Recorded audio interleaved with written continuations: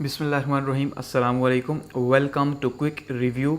और quick review के अंदर आज जो हमारा टॉपिक है जी वो है फ़ॉरेन पॉलिसी ऑफ पाकिस्तान, यानी कि आज हम बात करने लगे हैं पाकिस्तान की ख़ारजा पॉलिसी के ऊपर।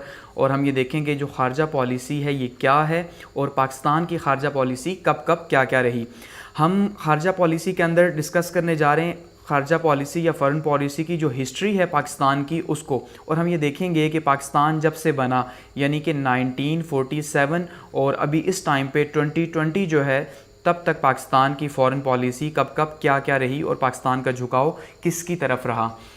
अब सबसे इम्पॉर्टेंट चीज़ ये है कि हमें ये समझना है कि फ़ॉरेन पॉलिसी इम्पॉर्टेंट क्यों है। अगर हम इसकी इम्पॉर्टेंस को देखें कि भाई फ़ॉरेन पॉलिसी इंपॉर्टेंट क्यों है, तो देखिए फ़ॉरेन पॉलिसी इसलिए इम्पॉर्टेंट है कि फ़ॉरेन पॉलिसी हमें ये बताती है कि कोई भी मुल्क जो है वो इस टाइम पे क्या सोच रखता है और किस साइड पे जो है वो किस सिमत में आगे, उसकी डायरेक्शन क्या है, कहाँ पे वो बढ़ रहा है। ठीक है, इसलिए इसकी बहुत ज़्यादा इंपॉर्टेंट है किसी भी इंपॉर्टेंस है किसी भी मुल्क के लिए, ख़ास करके पाकिस्तान जैसे मुल्क के लिए जो इस टाइम पे जो है वो एक डेवलपिंग कंट्री है, तो उसके लिए ज़्यादा इंपॉर्टेंट है ये। तो हम पाकिस्तान की एक तो हिस्ट्री देखेंगे इसके अंदर फ़ॉरेन पॉलिसी की, और साथ में हम ये डिस्कस करेंगे कि पाकिस्तान की फ़ॉरेन पॉलिसी जो है उसके ऑब्जेक्टिव्स क्या हैं, कि हमें पता चले कि पाकिस्तान की फ़ॉरेन पॉलिसी किन पॉइंट्स के ऊपर जो है वो बेस करती है और क्यों जो है इन पॉइंट्स के ऊपर बेस करती है। तो इन पॉइंट्स को जो आपके सामने अभी नज़र आ रहे हैं इनको हम डिस्कस करते चले जाएंगे इस लेक्चर के अंदर। तो चलिए स्टार्ट करते हैं। सबसे पहले अगर बात की जाए फ़ॉरेन पॉलिसी की कि फ़ॉरेन पॉलिसी जो है वो क्या है, तो देखिए फ़ॉरेन पॉलिसी क्या है या ख़ारजा पॉलिसी जो है वो एक्चुअली में क्या है, एक मुल्क के दूसरे मुल्क के साथ जो ताल्लुकात हैं या जो दूसरे ममालिक के साथ जो ताल्लुकात हैं उनको हम कहते हैं ख़ारजा पॉलिसी। ठीक है, यानी एक मुल्क जो है उसके जो दूसरे ममालिक के साथ जो रिलेशंस होंगे वो जिस भी टाइप के रिलेशंस हैं उनको हम कहेंगे ये इसकी फ़ॉरेन पॉलिसी है। अब फ़ॉरेन पॉलिसी के अंदर सबसे इंपॉर्टेंट चीज़ क्या होती है, फ़ॉरेन पॉलिसी के अंदर सबसे इंपॉर्टेंट ये है कि कोई भी मुल्क जो है वो किन पॉइंट्स के ऊपर जो है वो किसी मुल्क के साथ रिलेशंस जो है वो रखता है। कुछ ऐसे पॉइंट्स हैं जो कि हर एक के लिए बेसिक हैं और कुछ ऐसे हैं जो कि कंट्री टू कंट्री वेरी करेंगे कि वो किन को अपने लिए ज़्यादा इंपॉर्टेंट समझते हैं। अब हम जानते हैं आज जो है वो 21st सेंचुरी है और 21st सेंचुरी के अंदर कोई भी कंट्री जो है वो बिना फ़ॉरेन पॉलिसी के नहीं रह सकता, यानी कि कोई भी मुल्क ऐसा नहीं जो दूसरे ममालिक के साथ उसके ताल्लुकात ना हो। और अगर कोई मुल्क ऐसा है तो वो आज बहुत पीछे है दुनिया से, उसके लिए सर्वाइव करना उतना ही ज़्यादा मुश्किल है, क्योंकि कोई भी मुल्क जो है वो सेल्फ सफिशिएंट नहीं होता, यानी कि उसके पास हर चीज़ मुकम्मल नहीं होती, हर तरह से वो कंप्लीट नहीं होता। तो इसलिए उसको क्या है, उसको दूसरे ममालिक के साथ जो रिलेशंस हैं वो बनाने पड़ते हैं, और यही जो दूसरे ममालिक के साथ रिलेशंस हैं इन्हीं को हम कहते हैं भाई इस मुल्क की फ़ॉरेन पॉलिसी है या ख़ारजा पॉलिसी है। यहाँ पे आप ये पिक्चर एक देखिए, इस पिक्चर में आपको थोड़ा सा समझ आएगी कि ये पाकिस्तान का ही झंडा है एक्चुअली में, लेकिन पाकिस्तान के झंडे के अंदर यहाँ पे ये जो स्टार है ये तो पाकिस्तान का झंडा है, लेकिन यहाँ पे ये जो आपको चांद बना हुआ दिखाई दे रहा है यहाँ पे डिफरेंट कंट्रीज़ हैं। यानी कि एक मुल्क तब जाके कंप्लीट होगा जब उसके दूसरे ममालिक के साथ ताल्लुकात होंगे, वरना वो कंप्लीट भी नहीं हो सकता।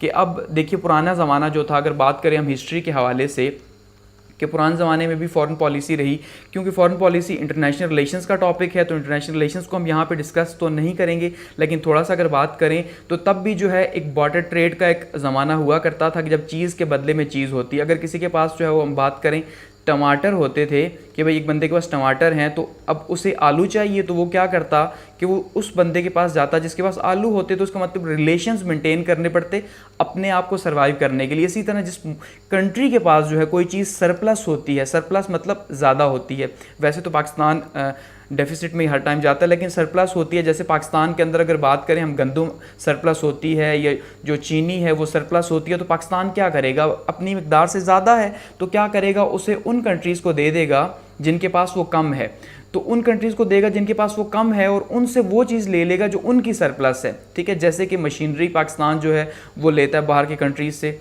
इसी तरह से जो टेलीकम्युनिकेशन की चीज़ें हैं बाकी या मोबाइल फ़ोन वगैरह वो ले लेगा। तो इसका मतलब क्या है कि एक चीज़ दे के दूसरी पाकिस्तान ले रहा है या उसके बदले में जो पैसे ले रहा है उनको दूसरी जगह पे इन्वेस्ट कर रहा है। तो इसी वजह से जो है फ़ॉरेन पॉलिसी इंपॉर्टेंट है। अगर दूसरे ममालिक के साथ ताल्लुकात ना हो तो देखिए जो हमारे पास गंदम है, चीनी है या जो भी सरप्लस वैल्यूज़ है वो कहाँ जाएंगी, वो सारी की सारी हमारे पास पड़ी रहेंगी।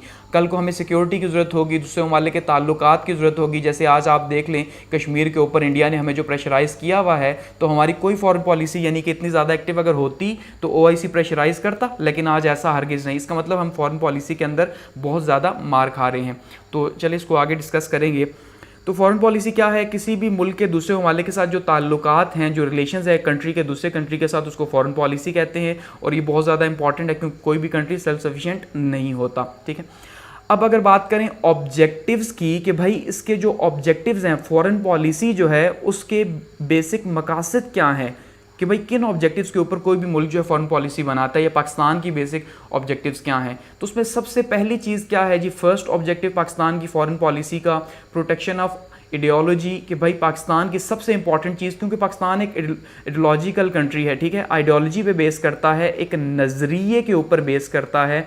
और नज़रिया क्या है? सिंपल, ला इलाहा इल्लल्लाह, कि पाकिस्तान का मकसद मतलब क्या? ला इलाहा इल्लल्लाह, कि कलमे के ऊपर बेस करता है। एक आइडियोलॉजी है पाकिस्तान की, तो ये जो आइडियोलॉजी है एक्चुअली में पाकिस्तान सबसे पहले इसे प्रोटेक्ट करता है कि भाई हम उन ममालिक के साथ ताल्लुकात रखेंगे जो हमें एक इस्लामिक स्टेट मानेंगे, या इस हवाले से हमारी सबसे पहली प्रोटेक्शन होगी। दूसरी चीज़ क्या है जी? जैसे अब अगर फर्स्ट के अंदर यहाँ पे बात करते हैं तो इसको आप देखें, आज के अगर बात करें तो आज की बात करें तो इसराइल का एक इशू चल रहा है कि भाई इसराइल को मान लेना चाहिए कि नहीं मानना चाहिए। ऐसा ही है, इसके ऊपर बहुत ज़्यादा डिबेट हो रही है। जैसे कहा जाता है जी कि इस्लामिक कंट्रीज़ ने मान लिया, UAE ने भी मान लिया, तो अब पाकिस्तान को भी मान लेना चाहिए। लेकिन क्योंकि पाकिस्तान आइडियोलॉजी के ऊपर बेस करता है और कायद आज़म ने उस टाइम पर कहा था, तो इसका मतलब ये है कि हम उन कंट्रीज़ को सपोर्ट करते हैं जो आइडियोलॉजी के ऊपर बेस करें। तो हम कहते हैं भाई आप पैलेस्टाइन को माने तो हम तब इसराइल को मानेंगे, ठीक है, तो अदरवाइज़ हम नहीं मान सकते। तो इसका मतलब ये भी आप ले सकते हैं यहाँ पे। अच्छा, उसके बाद है सोवरेनिटी, सबसे इंपॉर्टेंट। सोवरेनिटी क्या है? अब ये बहुत बड़ा टॉपिक है पॉलिटिकल साइंस का, यहाँ पे इसको हम डिस्कस नहीं करेंगे। सिंपल क्या है कि इंटरनल या एक्सटर्नल सोवरेनिटी, कि भाई हम उस मुल्क के साथ ताल्लुकात रखेंगे जो हमारी सिक्योरिटी, हमारे बॉर्डर्स का ख्याल करेगा ख़ास करके, ठीक है जी। जो इंडिया की तरफ, जैसे इंडिया जो है जब चाहता है हमें अटैक कर देता है, कभी कहाँ पे कभी कहाँ पे कभी कहाँ पे, लेकिन अंदर वो नहीं घुस सकता क्योंकि हमारी सोवरेनिटी का उसको ख्याल करना होगा। तो पाकिस्तान के लिए सबसे इंपॉर्टेंट, या किसी भी कंट्री के लिए फॉरेन पॉलिसी में सबसे इंपॉर्टेंट है कि उसकी सोवरेनिटी सबसे पहले है, कि अपनी जो हाकिमियत है, कि भाई मेरी हाकिमियत मेरे मुल्क के बॉर्डर्स के ऊपर है, कोई दूसरा वहाँ पर नहीं आ सकता परमिशन के बगैर। सबसे इंपॉर्टेंट ऐसा ही है, इसलिए ये दूसरा पॉइंट। थर्ड पे क्या है मोस्ट इंपॉर्टेंट? इस्लामिक कंट्रीज़ के साथ जो रिलेशंस हैं, ये पाकिस्तान की फॉरेन पॉलिसी के ऑब्जेक्टिव्स में से एक बेसिक ऑब्जेक्टिव है कि पाकिस्तान खुद आइडियोलॉजी पे बना। इसका मतलब ये है कि पाकिस्तान की जो रिलेशंस हैं वो भी उन्हीं कंट्रीज़ के साथ होंगे, ज़्यादा प्रो होंगे जो इस्लामिक कंट्रीज़ हैं, जैसे सऊदी अरब हो गया, तुर्की हो गया, या बाकी इस्लामिक कंट्रीज़ जो हैं। और नंबर 4 पे हम बात करें अगर, तो वो कह सकते हैं जी इकोनॉमिक डेवलपमेंट जी, कि सबसे इंपॉर्टेंट क्या है कि इकोनॉमी जो है हम उन मुल्कों के साथ ताल्लुकात रखेंगे जो हमसे स्ट्रॉन्ग हैं और या जो हमसे वीक हैं। जो हमसे स्ट्रॉन्ग हैं उनसे क्यों ताल्लुकात रखेंगे? इसलिए कि हम उनसे अपनी जो इकोनॉमी है उसको स्ट्रॉन्ग कर सकते हैं, ठीक है, उनके साथ जो मुआहदे हैं वो करके। और जो वीक कंट्रीज़ हम उनको अपनी सरप्लस वैल्यू दे सकते हैं या उनको फ़रोख्त कर सकते हैं, उससे भी हमें फ़ायदा होगा। तो इसका मतलब ये है कि इकोनॉमिक डेवलपमेंट के लिए फॉरेन पॉलिसी बहुत ज़्यादा इंपॉर्टेंट है। इसके अलावा अगर हम बात करें नंबर 5 पे एक और पॉइंट की, तो सिक्योरिटी जो है, सिक्योरिटी के पॉइंट ऑफ व्यू से भी बहुत ज़्यादा इंपॉर्टेंट है कि एक मुल्क जो है अगर वो ख़ुद कमज़ोर है, लेकिन वो अगर दूसरे ममालिक के साथ, लेट्स सपोज़ ये पाकिस्तान है, ये खुद वीक है, लेकिन अगर ये OIC का जैसे अब मेंबर बना हुआ है, तो OIC 57 कंट्रीज़ हैं, इसका मतलब 57 कंट्रीज़ तो वीक नहीं हो सकते। इसी तरह से एक नेटो है, तो नेटो अब अकेले मुल्क तो कुछ नहीं, लेकिन पूरे का पूरा जो नेटो है तो वो तो स्ट्रांग है। तो इसका मतलब एक मुल्क अपने आप को स्ट्रांग करने के लिए सिक्योरिटी पॉइंट ऑफ व्यू से भी क्या करता है जी, वो अपने जैसे ममालिक के साथ जो है वो ताल्लुकात बनाता है, ट्रीटी साइन करता है। तो ये उसकी फॉरेन पॉलिसी का एक बेसिक ऑब्जेक्टिव होता है, बेसिक पॉइंट होता है। तो ये हमारे पास फॉरेन पॉलिसी और उसकी ऑब्जेक्टिव्स आगे बढ़ते हैं और बात करते हैं पाकिस्तान की हिस्ट्री की, कि पाकिस्तान की तारीख के अंदर जो है वो फॉरेन पॉलिसी उसकी क्या अहमियत रही और कब कब क्या क्या रही। तो सबसे पहले अगर बात करें पाकिस्तान की आज़ादी के टाइम पे, कि आज़ादी के टाइम पे या इंडिपेंडेंस के टाइम पे पाकिस्तान की फॉरेन पॉलिसी क्या रही, तो देखिए सबसे इंपॉर्टेंट चीज़, सबसे पहले हम ब्रिटिश राज का हिस्सा रहे। या आप मैप देखें यहाँ पे कि ये पाकिस्तान है आज का, ठीक है, ये इंडिया है आज का, यहाँ पे बांग्लादेश है और यहाँ पे भूटान और नेपाल है, ठीक है। तो अब ये जो कंट्रीज़ हैं ये सारे के सारे ब्रिटिश राज का हिस्सा थे, ब्रिटिश राज का हिस्सा थे। तो इसका मतलब कॉमन सी बात है कि हम 200 साल तक जो है वो ब्रिटिश राज का हिस्सा रहे। तो ब्रिटिश राज में आज जैसे हमारी एजुकेशन भी इंग्लिश है, तो इसका मतलब हम नेचुरली जो है अपने माइंड से प्रो ब्रिटिश ही हैं या प्रो वेस्ट ही हैं। हमारा जो ब्रेन था at the time of independence या आज भी जो है हम वेस्ट को ही ज़्यादा जो आइडलाइज करते हैं दूसरे कंट्रीज़ की बनस्पत, क्योंकि उन्होंने हमारे ऊपर एक बहुत ज़्यादा गहरा असर छोड़ा है इन 200 सालों के अंदर, अपनी एजुकेशन के थ्रू, अपनी पॉलिसीज़ के थ्रू, अपने रूल के थ्रू, ठीक है। तो ये सारी की सारी चीज़ें आज भी मौजूद हैं, तो उस टाइम पे तो बहुत ज़्यादा गहरी थी। तो इसका मतलब जब ब्रिटिश राज का हिस्सा रहे तो ये कैसे हो सकता था कि जब पाकिस्तान आज़ाद हो तो उसके वेस्ट के साथ रिलेशंस ना हो, ठीक है, चाहे वो ब्रिटिश यूके हो या अमेरिका हो, तो उनके साथ हमारे जो रिलेशंस थे उस टाइम पे बनने थे, क्योंकि हमारा माइंड स्ट्रक्चर ही वो था। इवन अब ये तो दूर की बात है, हमारे जो उस टाइम पे हुक्मरान थे वो कौन थे, ठीक है, वो हुक्मरान भी तो जो है वो वहीं से स्टडी करके आए हुए थे, वो उन्हीं के मानने वाले थे, फॉलोवर्स थे। तो हम उनकी बात अगर करें तो इसका मतलब सारे के सारे जो है वो प्रो वेस्टर्न कंट्रीज़ थे। तो पार्टीशन हो गई तो उस टाइम पे पाकिस्तान की फॉरेन पॉलिसी जो है उसका झुकाव रहा ही जो है वो कॉमनवेल्थ की तरफ या वेस्टर्न कंट्रीज़ की तरफ। और सबसे इंपॉर्टेंट चीज़ देखिए, पाकिस्तान उस टाइम पे कोल्ड वॉर चल रही थी, ये सबसे इंपॉर्टेंट है, आपको समझना है। कोल्ड वॉर क्या थी? एक साइड पे रशियन ब्लॉक था, ठीक है, और दूसरी साइड पे यूएस ब्लॉक था, कि भाई ये दो बड़े गुंडे थे उस टाइम पे मार्केट के अंदर, कि जैसे आप यूनिवर्सिटी के अंदर या कॉलेज के अंदर जाते हैं तो आप देखते हैं कि दो गैंग आपको मिलते हैं, आपको किसी एक को ज्वाइन करना ही करना है, बाय हुक और बाय क्रुक, ये आपकी चॉइस नहीं है। तो इसी तरह से ये दो बड़े थे, एक साइड पे जो है ये रशिया था सोशलिस्ट और दूसरी साइड पे कैपिटलिस्ट अमेरिका था, ऐसा ही है। तो पाकिस्तान नया मुल्क आज़ाद हुआ या इंडिया आज़ाद हुआ तो अब उसे किसी ना किसी को ज्वाइन करना था। तो क्योंकि हमारा स्ट्रक्चर ही पूरे का पूरा जो है वो कैपिटलिज्म के ऊपर बेस करता था, सरमायादाराना निज़ाम के ऊपर, तो उस वजह से जो है फिर क्या हुआ कि हमने यूएस को ही चूज़ किया। और लियाकत अली ख़ान साहब जो है हमने देखा 1951 के अंदर जो है वो अमेरिका भी गए, उन्होंने अमेरिका का विजिट किया, ठीक हो गया। तो उसका मतलब हमने कोल्ड वॉर के इस एरा के अंदर हमने अमेरिका को चूज़ किया, जो आज तक वैसे का वैसा ही चल रहा है कुछ चेंजेस के साथ, हमने रशिया को चूज़ नहीं किया। इसी वजह से हम सीटो और सेंटो का हिस्सा भी बने। सीटो और सेंटो के ऊपर अलग से वीडियोस का लिंक मैं आपको दे दूंगा, आपने वहाँ से देख लेनी है, ठीक है। ये South East Asian treasury organization और ये central east nation treasury organization है। ये बगदाद पैक्ट भी इसको स्टार्ट में कहा गया क्योंकि ये बगदाद के साइड पे साइन हुई, और ये जो है ये फिलिपाइन के अंदर साइन हुई। और इसका पर्पज़ क्या था कि जो रशिया है, ठीक है, उस रशिया को लेफ़्ट और राइट दोनों साइडों से रोकना, कि ये फिलिपाइन है तो यहाँ पे इसको इस साइड पे भी सोशलिज्म ना बढ़े, और यहाँ पे जो बगदाद है, सेंट्रल अरब कंट्रीज़ हैं या सेंट्रल एशिया है, इस साइड पे भी इसको बढ़ने से रोकना रशिया को, रशिया की पावर को। तो अमेरिका ने चाहा, तो इस वजह से हम भी इसका हिस्सा रहे हैं। तो इसका मतलब हम उस टाइम पे अमेरिका के साथ ही थे, हमारी जो फॉरेन पॉलिसी थी वो वेस्ट के साथ थी। इसके अलावा जो हमारा फर्स्ट कॉन्स्टिट्यूशन था वो 1956 के अंदर जो है वो बना। तो फर्स्ट कॉन्स्टिट्यूशन तक जो है हमारे जो गवर्नर जनरल थे, जो कायदे आज़म या बाकी जो 4 गवर्नर जनरल्स आए, वो सारे के सारे जो हल्फ लेते थे, ठीक है, उनका जो ओथ था वो मलका बरतानिया के अंडर होता, कि वो ओथ, क्योंकि कॉन्स्टिट्यूशन बना ही नहीं था तो हम किसके ऊपर चल रहे थे, हम इंडियन एक्ट 1935 के ऊपर चल रहे थे, उसी के अंदर कुछ चेंजेस करके। तो हमारे जो 4 गवर्नर जनरल्स आए तो वो सारे के सारे मलका बरतानिया की हलबरदारी, वो तकरीर सारी की सारी वैसे होती। तो 1956 के अंदर जब हमारा फर्स्ट कॉन्स्टिट्यूशन बना तो उसके बाद हमने जो है फिर हम थोड़ा सा इंडिपेंडेंट हुए इसके अंदर, कि हमने वो जो ओथ लेना था एटलीस्ट वो तो छोड़ा। तो ये तो हो गई बात 50s की। आगे बढ़ते हैं और बात करते हैं 60s की, कि भाई 60 की दहाई के अंदर जो है वो पाकिस्तान के रिलेशंस जो हैं वो किसके साथ ज़्यादा रहे, या फॉरेन पॉलिसी जो है उसका झुकाव कहाँ पे रहा। तो देखिए 60 की दहाई की अगर बात करें तो 1959 के अंदर अयूब खान साहब आए, 58 के अंदर मार्शल लॉ लगा, तो 58 के अंदर आए और तकरीबन 1969 तक ये रहे, ठीक हो गया। तो अब अयूब खान साहब रहे। अयूब खान साहब क्या थे? जनरल थे, ऐसे ये फील्ड मार्शल थे, जनरल थे आर्मी के। और आर्मी जो थी वो आर्मी, बात फिर वही है कि आर्मी भी जो है स्टार्ट में इवन 2000 तक या 2015 तक भी हमारी आर्मी जो है वो प्रो अमेरिका ही रही। उसकी वजह कि आर्मी की बहुत बड़ी जो इमदाद है, चाहे वो हथियारों की शक्ल में हो या चाहे वो जो है वो किसी फंड की शक्ल में हो, तो वो अमेरिका से ही मिलती है। तो इस वजह से आर्मी के अंदर ये बहुत बड़ा एलिमेंट है प्रो वेस्ट का या प्रो अमेरिका का। तो उस वजह से अयूब खान साहब का झुकाव भी जो है वो रहा अमेरिका की तरफ। गो के माना ये जाता है कि इन्होंने जो है वो फॉरेन पॉलिसी को बैलेंस करने की कोशिश की कोल्ड वॉर एरा के अंदर, यानी रशिया के साथ और अमेरिका के साथ उन्होंने कोशिश की कि एक जैसे ताल्लुकात रखे जाएं, लेकिन ऐसा पॉसिबल नहीं हो सका क्योंकि रशिया के साथ हमारा जो एक पूरा का पूरा सिस्टम था वो मैच ही नहीं करता था, सिस्टम मैच ही यूएस के साथ करता था। तो अयूब खान साहब भी जो है वो इनका झुकाव भी अमेरिका की तरफ रहा। ये सामने आप एक पिक्चर देखें, इस पिक्चर के अंदर अयूब खान साहब हैं और इसकी साइड पे जो है वो सदर कैनेडी खड़े हैं, और दूसरी साइड पे जो है CIA के चीफ खड़े हैं, ठीक है। तो उनके साथ बड़े खुशगवार माहौल के में जो है वो बातचीत हो रही है, जो बता रही है कि इनके काफ़ी अच्छे जो है वो रिलेशन थे। अयूब खान साहब ने स्टेट विजिट भी किया और उन्हें बड़ा प्रोटोकॉल मिला था US के अंदर, तो US के साथ काफ़ी अच्छे रिलेशन रहे।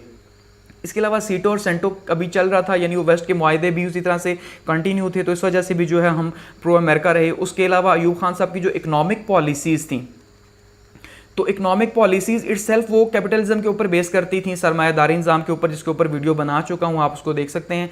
तो वो बेस करती थी कैपिटलिज्म के ऊपर। तो कैपिटलिज्म कौन सा मुल्क था या किसको प्रमोट करता था? वेस्ट को। तो वो तो प्रमोट ही वेस्ट को करता था, क्योंकि रशिया जो था वो तो सोशलिस्ट कंट्री था। तो सोशलिस्ट कंट्री होने की वजह से जो है उसके साथ तो ताल्लुकात बनते नहीं थे, तो इसका मतलब कैपिटलिज्म को प्रमोट किया। तो किसको प्रमोट किया जी? अमेरिका को। तो 60s के अंदर भी यानी हमारा जो झुकाव था फॉरेन पॉलिसी का, वो अमेरिका की तरफ ही रहा या वेस्ट की तरफ ही रहा।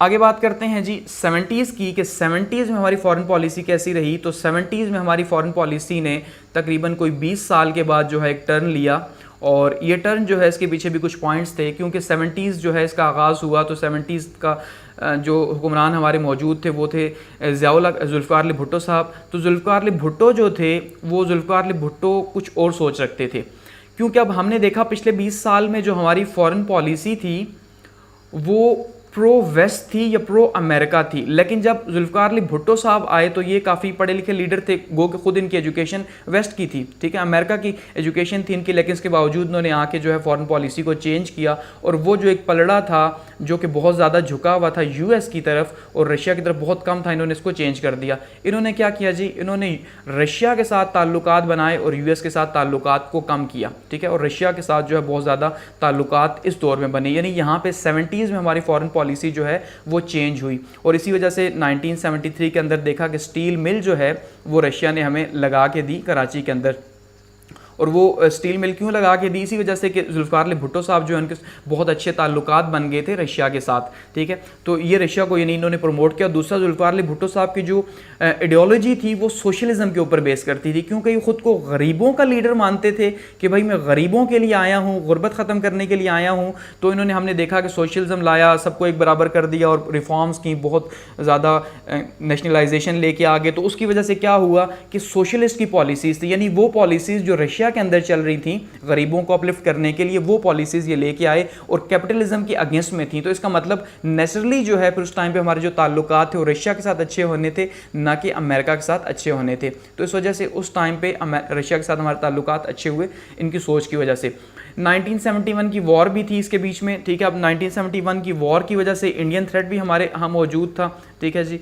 तो इस वजह से भी जो है अब 1971 की वॉर के बाद हमारे साथ जो हुआ, अब उस टाइम पे इंडिया के रिलेशंस थे रशिया के साथ, ठीक है, और पाकिस्तान के रिलेशंस थे अमेरिका के साथ। तो इन्होंने उस टाइम पे देखा कि अमेरिका ने हमारी तो कोई हेल्प नहीं की, तो इसलिए ज़रूरी ये है कि हम भी जो है वो रशिया की तरफ हाथ बढ़ाएं, बजाय इसके कि हम अमेरिका की तरफ देखते रहें। इवन 1965 की जो वॉर थी उसमें भी अमेरिका ने हमारी कोई हेल्प नहीं की, हालांकि उस टाइम पर रशिया ने अमेरिका की जो है, इंडिया की जो है बहुत ज़्यादा मदद की थी, क्योंकि वो उनके साथ ब्लॉक बना हुआ था।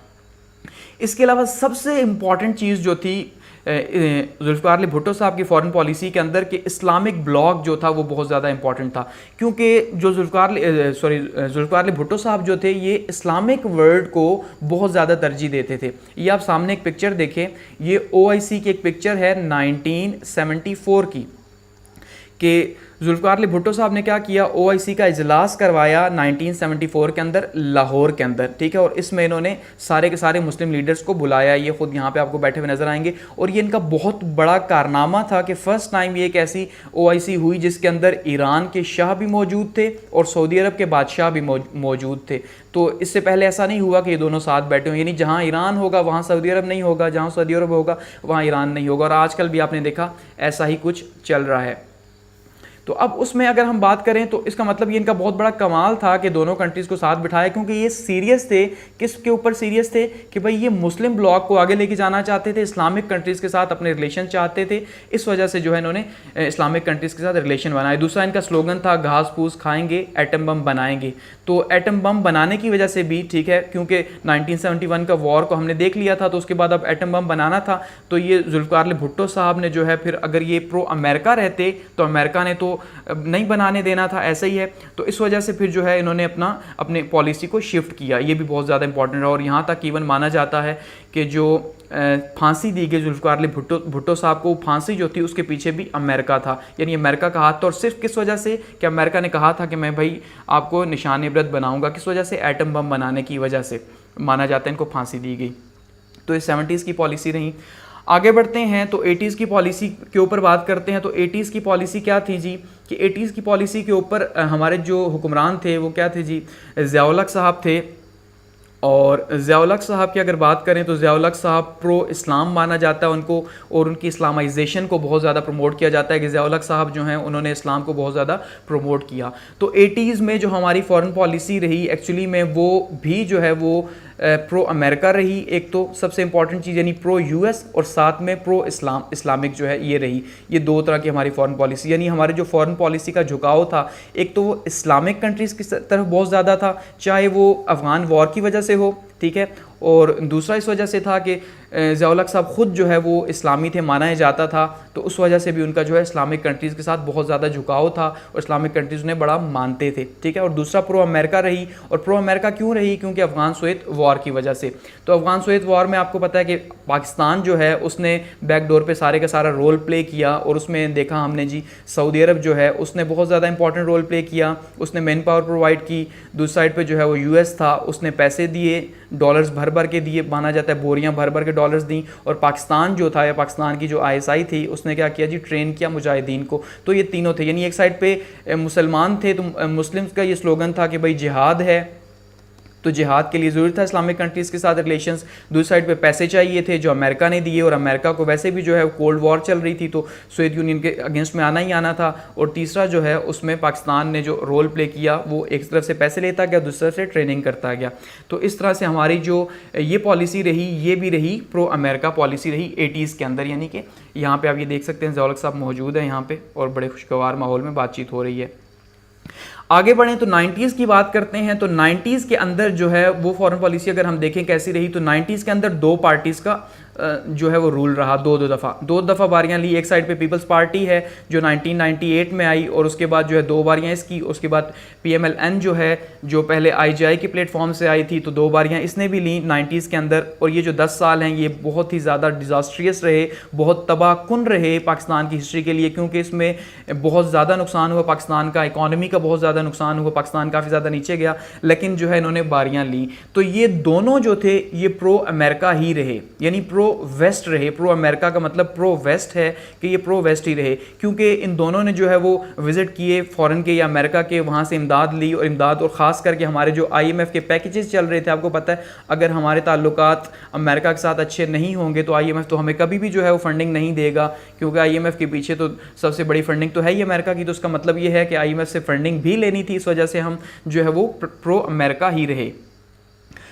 उसके बाद बात करते हैं जी 9/11 की, या 2000 की बात करें तो 2000 में सबसे इंपॉर्टेंट चीज़ क्या रही कि सबसे इंपॉर्टेंट जो इवेंट हुआ 2001 के अंदर वो था जी 9/11, कि अमेरिका के वर्ल्ड ट्रेड सेंटर के ऊपर हमने देखा कि क्या हुआ जी, वहाँ पे अटैक हो गया, और पेंटागन के ऊपर अटैक हुआ, और 3000 से ज़्यादा लोग जो है वहाँ पे मारे गए। उसका इल्ज़ाम जो है वो लगा अलकायदा के ऊपर, और ये कहा गया कि जो अलकायदा है वो अफ़गानिस्तान के अंदर है, और ये कहा गया कि अफ़गानिस्तान जो है वो पाकिस्तान के साथ है। इसका मतलब ये है कि पाकिस्तान जो है अगर वो हमें सपोर्ट करेगा तो हम यहाँ पे अफगानिस्तान के अंदर से टारगेट कर सकते हैं, अदरवाइज़ नहीं कर सकते। तो माना जाता है कि पाकिस्तान से उस टाइम पे पूछा गया सदर साहब से, जनरल मुशर्रफ साहब से, क्या पाकिस्तान के अमेरिका के साथ हैं या नहीं, तो सदर साहब ने कहा जी हम अमेरिका के साथ हैं। तो इस तरह से हमने जो है वो दोबारा से ऐलान कर दिया कि हम प्रो अमेरिका ही हैं। तो इसका मतलब उस टाइम पे हमने फिर फौजी अड्डे दिए, सब कुछ, ये फिर एक लॉन्ग जो है पूरा का पूरा जो है ना एक लंबा सिलसिला चला। लेकिन सिर्फ अगर आप यहाँ पे ये समझें कि जो फॉरेन पॉलिसी रही 9/11 के बाद, तो 9/11 के बाद सिर्फ पाकिस्तान की फॉरेन पॉलिसी चेंज नहीं हुई, बल्कि ऑल ओवर द वर्ल्ड जो है, पूरी दुनिया के अंदर जो है वो ये पॉलिसी चेंज हो गई, क्योंकि पूरी दुनिया के सामने दो पॉइंट ऑफ व्यू रखे गए, भाई या तो आप अमेरिका के साथ हो या आप टेररिज्म के साथ हो। तीसरा कोई पॉइंट ही नहीं दिया गया। तो इसका मतलब क्या था कि सारे मुल्कों ने कहा भाई हम अमेरिका के साथ है, सिंपल, यानी हम टेररिज्म के अगेंस्ट में हैं, तो इसका मतलब अमेरिका के साथ हैं, दूसरा कोई पॉइंट नहीं था। तो इसका मतलब सारी दुनिया की पॉलिसी जो है वो चेंज हो गई। तो पाकिस्तान की पॉलिसी तो पहले ही जो है वो प्रो अमेरिका थी, तो और ज़्यादा हो गई, जिसमें हमने देखा कि फिर दहशतगर्दी स्टार्ट हुई, उसको हमें भुगतना पड़ा। इवन आज तक जो है हमने ये अमेरिका के साथ दिया, हम इस पर भुगतते हैं। आप रोज़ टीवी के ऊपर सुनते हैं कि क्या हो रहा है कि भाई अगर हम साथ ना देते तो हमारे यहाँ दहशतगर्दी ना होती। और उसके बाद बात करते हैं जी करंट फॉरेन पॉलिसी की, यानी 2010 के बाद की या 2015 के बाद की या 2018 के बाद की बात कर लें आप, ठीक है। तो तकरीबन जो है अब 2015 तक की फॉरेन पॉलिसी जो है 10 तक की तो यही रही कि हम प्रो अमेरिका रहे, लेकिन उसके बाद जो है वो 10 के बाद अमेरिका हमसे दूर होना स्टार्ट हो गया। हमारे ऊपर डबल गेम का इल्ज़ाम लगा कि भाई हम जो एक तरफ से तालिबान जो हैं उनको भी प्रोटेक्ट कर रहे हैं और दूसरी तरफ से अमेरिका के ऑपरेशन के भी हिमायती हैं। तो इसका मतलब ये है कि भाई हम जो है डबल गेम कर रहे हैं। तो अमेरिका हमसे दूर हुआ 2010 से 2015-16 तक। उसके बाद हमने देखा पीटीआई गवर्नमेंट जब आई तो यहाँ पे फॉरेन पॉलिसी कुछ चेंज हुई कि इमरान खान साहब ने हमने देखा अमेरिका की विजिट भी किए 2, और वहाँ पे जो है वो काफ़ी अच्छा इन्हें प्रोटोकॉल भी मिला। तो पीटीआई गवर्नमेंट जो है इसने भी ये सबूत दिया कि भाई हम जो हैं वो अमेरिका के साथ अच्छे ताल्लुकात रखते हैं। लेकिन यहाँ पे फ़र्क क्या हुआ कि इससे पहले की जो फॉरेन पॉलिसी थी उसमें जो ऊपर का कदम था, जो यानी कि पाकिस्तान नीचे था और पाकिस्तान के ऊपर जो यानी रूल हो रहा था, अब पॉलिसीज़ जो किसकी मानी जा रही थी, अमेरिका की, कि भाई हमारे हुक्मरान अमेरिका की मानते हैं, अमेरिका की ये इल्ज़ाम लगता था। लेकिन पीटीआई गवर्नमेंट ने ये कहा कि भाई हम ताल्लुकात चाहते हैं, हमारे और आपके रिलेशंस होंगे, बट ये रिलेशंस जो हैं ये बेस करेंगे इक्वलिटी के ऊपर, बराबरी के ऊपर, कि भाई जितने आप उतने हम, ठीक है, जितना आप मानेंगे उतना हम मानेंगे। तो पीटीआई गवर्नमेंट ने भी अमेरिका के साथ ताल्लुकात रखे, लेकिन क्योंकि अब चाइना की एंट्री हो चुकी थी ऑलरेडी, तो इसका मतलब हम प्रो चाइना भी थे पिछले 10 साल से या पिछले 15 साल से, खास करके 10 साल की अगर बात करें तो 10 साल से प्रो चाइना भी थे। और ख़ास करके नवाज शरीफ साहब के ज़माने में जो है हम थोड़े से ज़्यादा यानी कि प्रो चाइना हुए 2015 तक की बात अगर करें तो उस टाइम पे, तो इस वजह से हमारे पास अब चॉइस मौजूद थी। तो जब तक चॉइस नहीं थी तो तब तक अमेरिका हमारे ऊपर रूल करता था और हमारी फॉरेन पॉलिसी इसी के ऊपर बेस करती थी। लेकिन जब हमारे पास चॉइस बनी चाइना की तो हमने जो है फिर अमेरिका को आंखें दिखाई और पीटीआई गवर्नमेंट ने दिखाई। तो अब देखा कि आर्मी जो है इस टाइम पर फर्स्ट टाइम हम ये मानते हैं, या इससे पहले ये मानते थे कि हमारी जो फॉरेन पॉलिसी है वो सारी की सारी कौन डिटरमिन करता है जी, आर्मी डिटरमिन करती है कि भाई हमने किस मुल्क के साथ ताल्लुकात रखने हैं, किसके साथ नहीं रखने, ठीक है। और जो सिविलियंस हैं वो बहुत ही कम जो है वो इसको कैरी करते हैं। लेकिन इस बार ऐसा हुआ कि आर्मी जो है और गवर्नमेंट जो है इन्होंने मिल के फॉरेन पॉलिसी बनाई और इनके बहुत अच्छे ताल्लुकात चल रहे हैं, और इसी वजह से जो है इन्होंने अमेरिका को आंखें दिखाई और चाइना के साथ जो है इन्होंने ताल्लुकात बढ़ाए। इवन आपने अभी देखा करंट में इमरान खान साहब ने कहा कि हमारा जो फ्यूचर है वो चाइना के साथ है, अमेरिका के साथ नहीं। तो अब अमेरिका के साथ हमारे रिलेशन वो नहीं जो पहले थे, ठीक है। चाइना के साथ बहुत अच्छे हैं और ख़ास करके इस्लामिक कंट्रीज़ के साथ भी हमारे जो इस टाइम पर रिलेशंस हैं वो बहुत ही ज़्यादा ख़तरनाक हद पे पहुंचे हुए हैं। क्योंकि आपने देखा है करंट इशू चल रहा है, और वो करंट इशू क्या चल रहा है, इसराइल की रिकग्निशन के ऊपर, कि सऊदी अरब जो है वो इस टाइम पे यूएस के साथ मिला हुआ है, अमेरिका के साथ, तो यूएई जो है वो भी मिला हुआ है। तो उन्होंने इसराइल को माना हुआ है कि एक साइड पे जो है अगर इन्हें पता है कि अगर ये इसराइल को नहीं मानेंगे तो यूएस की सपोर्ट ख़त्म हो जाएगी, और यूएस जो है वो अगेंस्ट है ईरान के, ठीक है।